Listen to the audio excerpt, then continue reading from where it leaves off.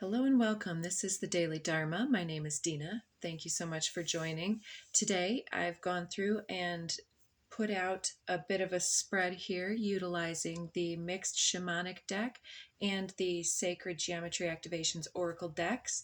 And I'm coming up with a theme, but let's go ahead and start our video here with a Whispers of the Ocean animal and guidance as an overarching message. We'll start with that one. Oh, that's gorgeous. I haven't seen that. Dancing in the rainbow. It is going to be a rainy day here. I don't know if it's raining or rainy where you're at, but I'll be looking for some rainbows. So number 7, dancing in the rainbow. Break free from whatever you feel is holding you back. Express happiness. Find out what you truly desire. I could not have summed it up better than that. Under the deck, inner desires, number 16 at 111 on the counter. Set some intentions. You're entering a phase of plenty or may have a sudden windfall. Goals are within your grasp. So that came out yesterday. The underlying message was that throughout this change, it was asking us to be prepared, to set the space, or like if you know you're wanting to manifest something incredible in your life, to not limit yourself by thinking I'm not ready or not yet, I just need to do XYZ. Just making those small changes or big changes as you have time and inspiration to do so. And something is going to be speeding up. And yesterday's message was to wait and not to take any spontaneous action at that time, but to sit with it and to prepare yourself for it. I believe something is like setting our body up to be able to handle this momentum. So happening on the nutritional and foundational level, setting yourself up for some type of extreme stability and security. So let's go ahead and start the reading with that. I absolutely love those too. And I've got such a full space here. I've got a lot of cards. I tend to do that, do I not? So let's start out the reading with number 28, Hollow Bone.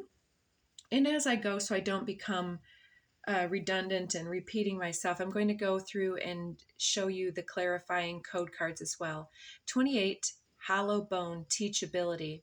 And so this to me was talking about our ability to see something, perceive of something, or witness something with a sense of deepening awareness, the recognition of our needs, having expressed the needs. Are those needs being met? Are we saying that we're wanting something but not committing ourselves?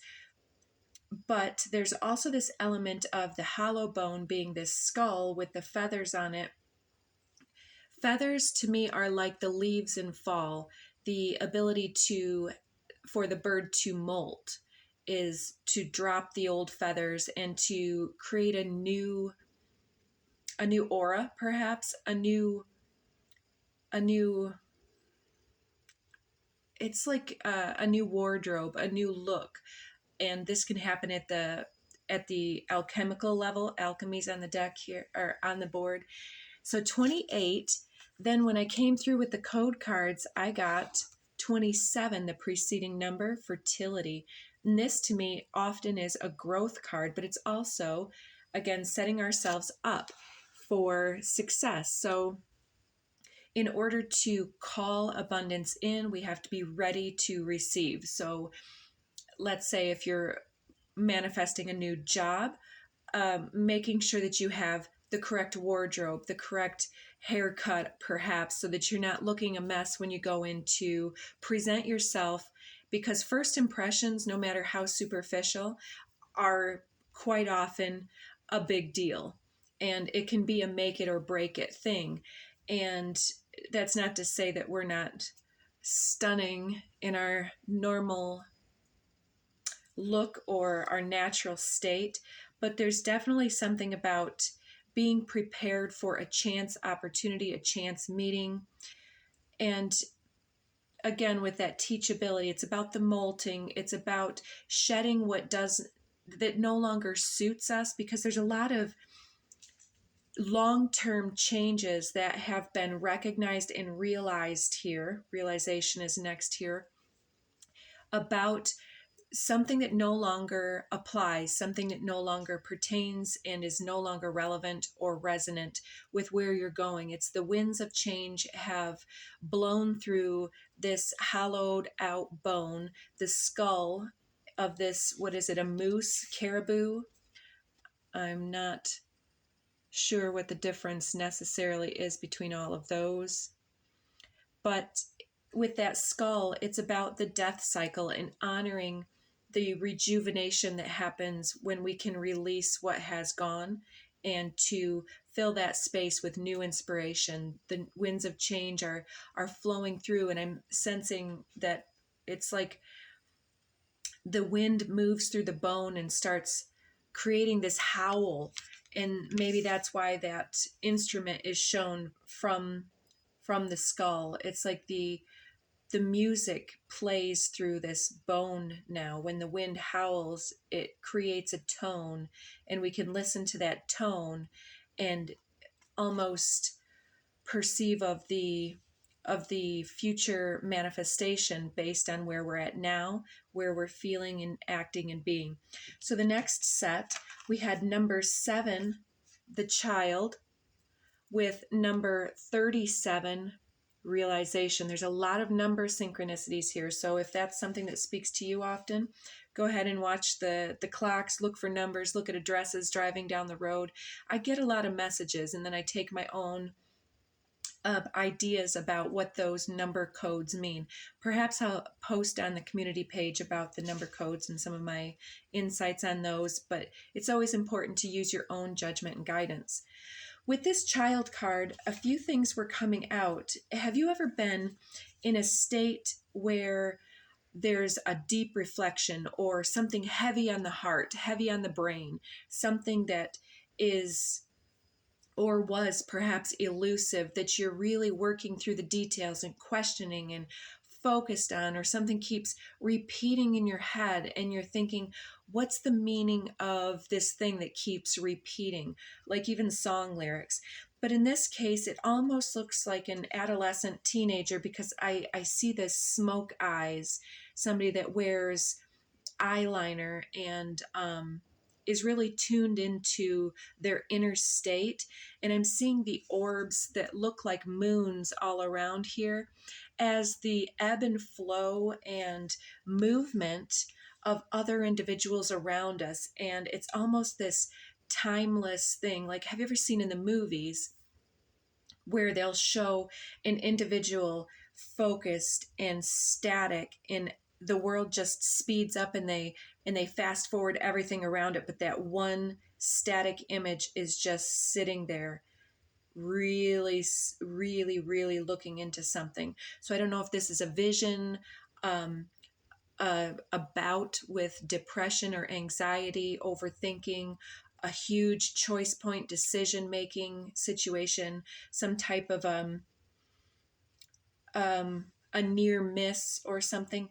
But it's talking to me about perhaps having been that teenager before, where you were functioning, perhaps highly functioning, but the emotional self was maybe subdued or numbed out, or somehow locked out of the abundance.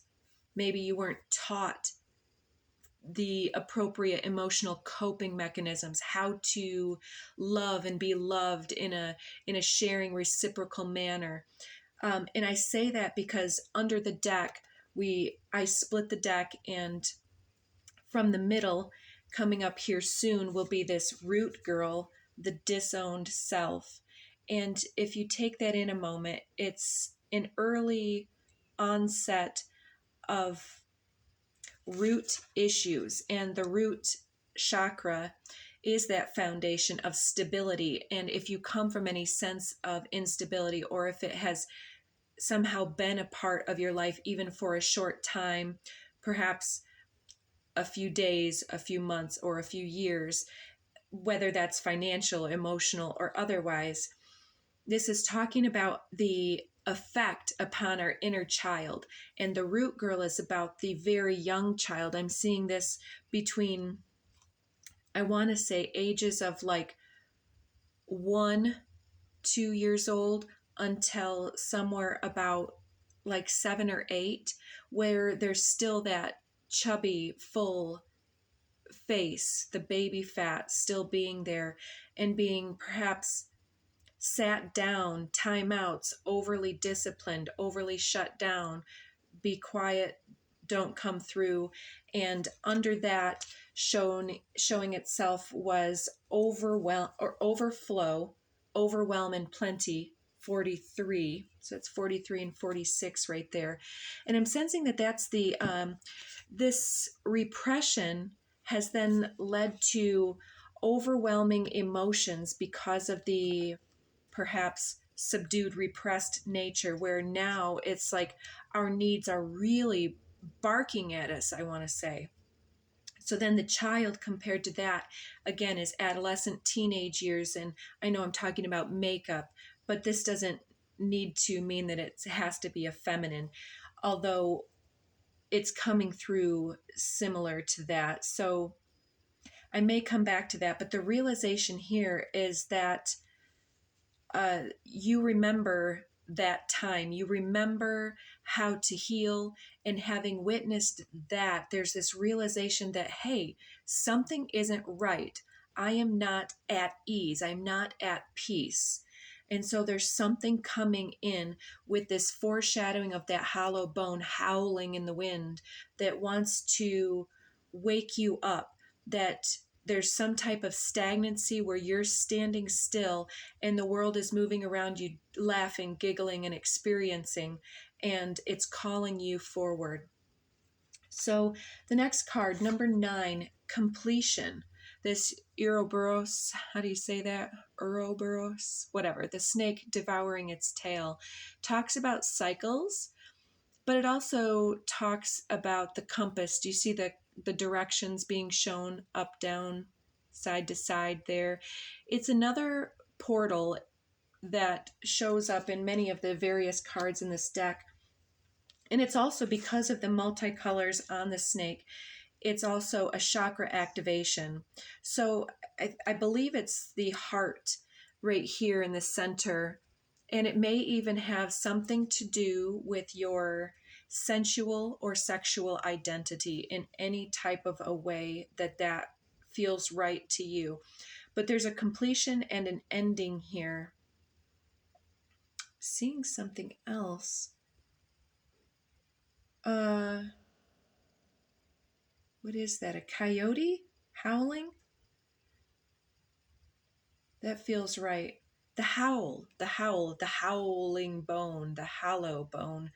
And something may feel hollow. Maybe your heart space is feeling some type of loss or emptiness, or it could be any number of things, but there's that recognition that something is coming to a close. This is either a perspective, way of being, a job, or some other type of long-standing engagement coming to a close.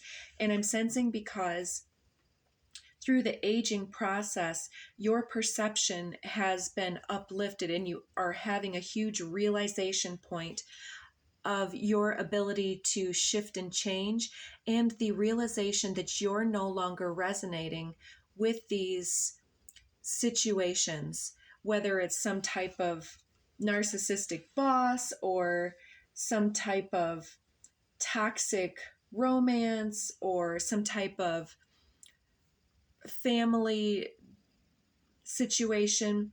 With that overwhelm in the overflow card, I was sensing that it could very well have something to do with the recreation, perhaps on the unconscious, subconscious level, of aspects of your past where there was a home situation, something in the home or family or within the home of the body that has been out of order, and that it's somehow there's little elements of the current, whether in the home or in the body, something is arising that is allowing you to recognize the need for change and to finally complete that cycle, because it's time for you to dance in the rainbow and that chakra energy again. As you complete this cycle, see how the rainbow comes through here? I love that. And getting deeply into contact with the inner sensual sexual nature can honestly bring us into those inner desires. Are our needs being met? And is that something that we can do something about? Absolutely. Next, you got to see this. Oh my goodness. So first we got 43, the rattle. It's again about that conjuring, that foreshadowing. The rattle calls in spirits, guides, guardians, your Akashic heritage. We don't need to consciously understand in order to call in. And in fact, let's take a moment and call in any guides, guardians, spirit, God, source, angels, archangels, ascended masters, all unconditionally loving beings across all time, space, and realities, ancestors, to come into this reading and to show us what comes next. So clarifying that is 43 on 43. Talk about number synchronicities. So this transition is more than just a change. It's a change in our very DNA. Alchemy also talks to me about changing your biochemistry, whether through nutritional goals and getting back on track with some type of exercise, stretching, mobility type of energy, where you're really investing in yourself, in your appearance, not because of superficial or vanity reasons, although those are great sidebars, because when we feel good, when we look good, we feel good. It changes our ideas about ourselves, and it changes that first impression others exchange with us. And on that subconscious level, we can understand the impact that we're making in different ways. And so as we do these self-investment, self-care shifts in our diet or exercise or those superficial ways, it is so soul deep, and it connects us with honoring thyself, creating that firm, stable foundation for self, so that if anything goes awry, we will not be off kilter because we are already doing the damn thing ourselves. So this, to me, is an upgrade in DNA happening because of our capacity to hold a vibrational resonance of peace, love, comfort, joy, and self-reliance and sovereignty, whatever needs to come through to you. And whenever you're dealing with anything that feels unsettling, call in whatever aspects or elements of love that you need to show you where the blessings lie. Show me happiness, show me joy.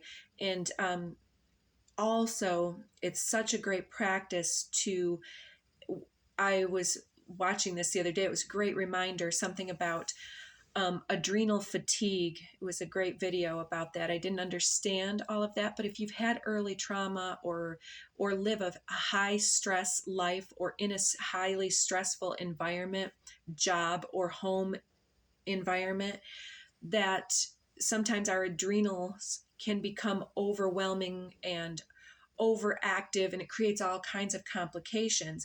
And when he was talking about having an anxiety attack, he says that one of the best things that we can do to center ourselves is to practice breathing nice and slowly, in through the nose and out and trying to do this with a count, spending time counting, feeling the numbers, taking the mind away from the stressor, and understanding perhaps we need to just put our hands on the earth, put our hands in some soil, put our bare feet on the soil, get in a shower and cleanse and clear and let that wash it away. Stand in the wind or in the rain for a moment and just allow the elementals to cleanse your vessel.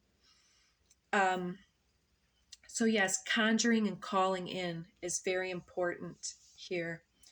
So next we have the number 2, beloved, radical acceptance. And my first impulse here is the heart on fire, is the self-love, the self-respect and the self-care that goes into saying that holy hell no to what does not serve, and having given chance after chance, understanding that our participation is always at our free will once we've gotten to a certain point, of course, and that there's always more to love. So if we're feeling ourselves in a situation that feels challenging or misdirected, getting back to that radical acceptance of, well, this is what I'm dealing with, and not engaging in any type of magical thinking or limerence or, justification. Well, I'm sure they didn't mean it that way, but did they say it that way? Would you say it that way? So clarifying the 2 is the 25. And this emergence card, it's looking a little different in the camera to me today. It's almost like, as I let my eyes unfocus on it. Have you ever looked at one of those images that, is it called lenticular? No, that's where it becomes 3D. The ones where it was just a bunch of random colors and things, but then as you let your eyes unfocus, an image steps forward. If you know it, then you'll understand. But yeah, it was doing this, and there's this whole ball. I'm hearing ball of wax. But in the center, do you see the cosmos there? It's like the eye of God and our ability to make it through this portal without devouring ourselves, without being devoured. It's like we no longer need to annihilate our sense of individuality or compromise our character or integrity or our needs in order to accommodate the fluctuations of other situations or people.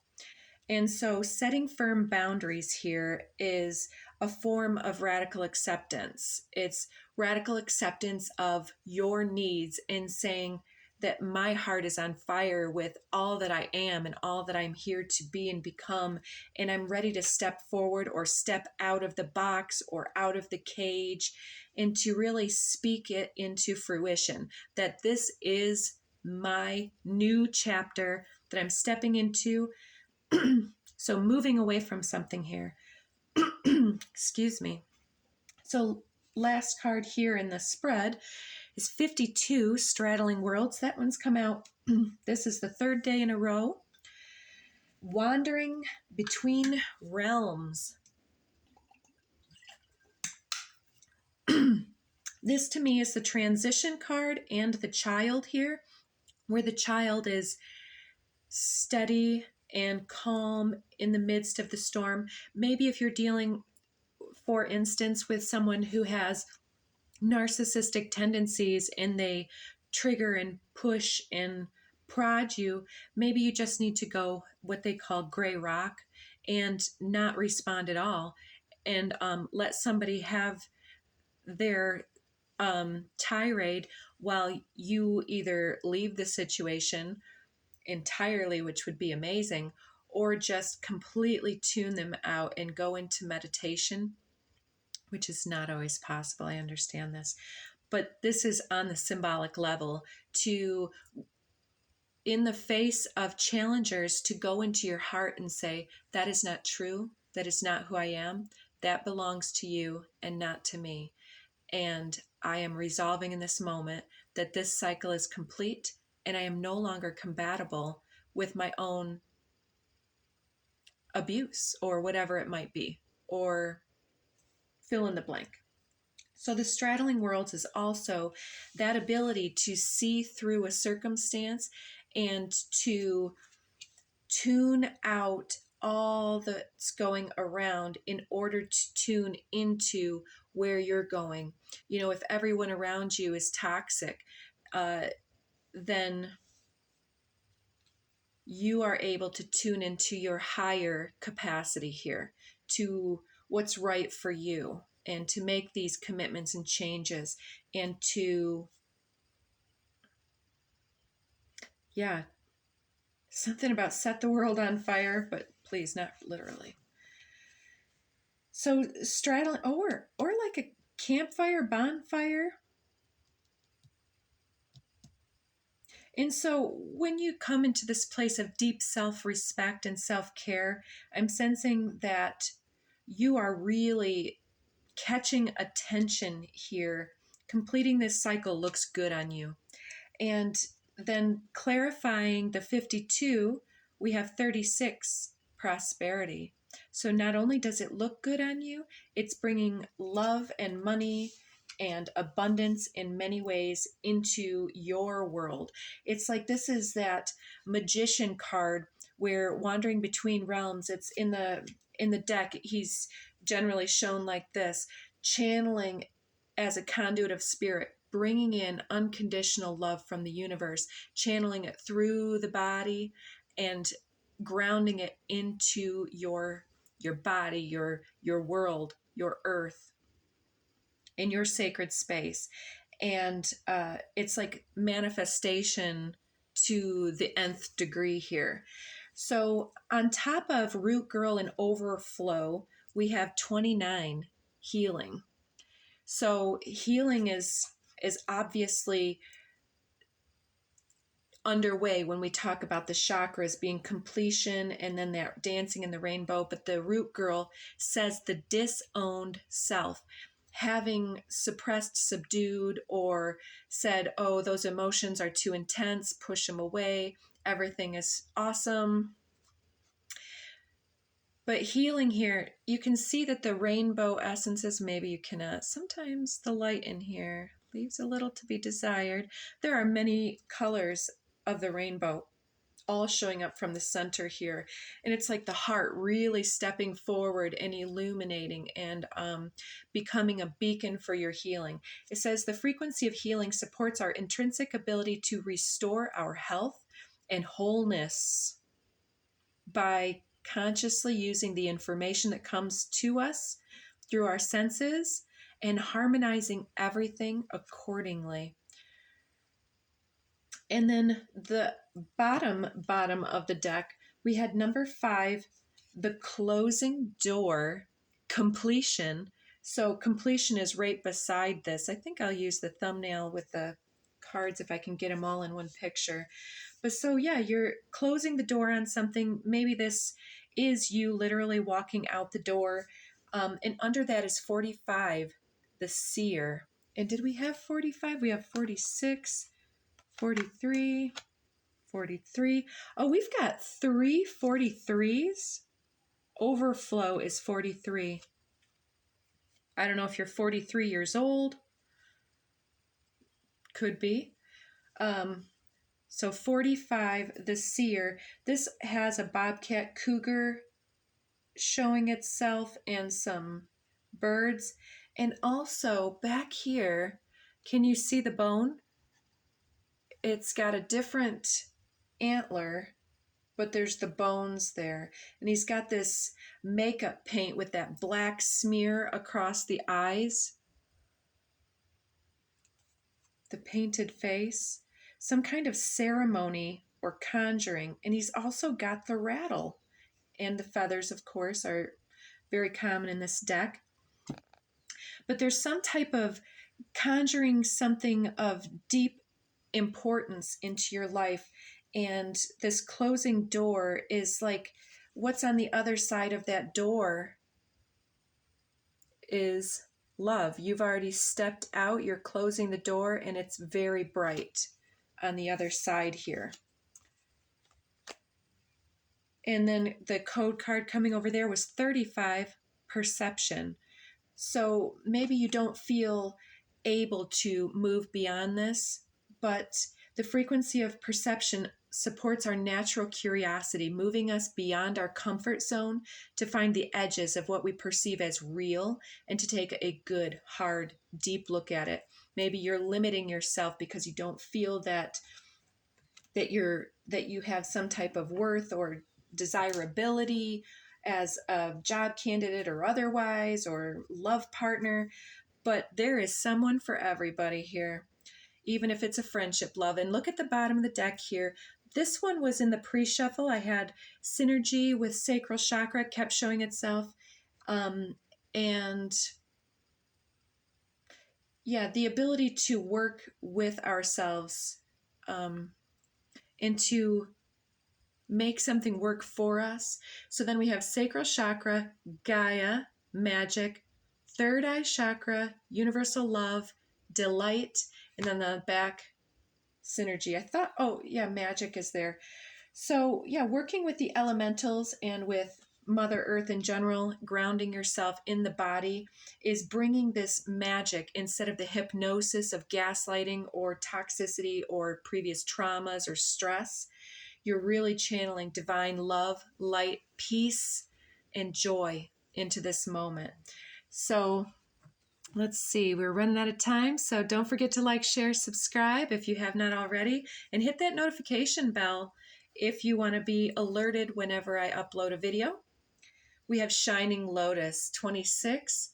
So Shining Lotus is all about taking care of yourself, scrubbing that toxicity out of your aura in any way that feels good to you, and being able to radiate from that piece of love, acceptance, honoring thyself.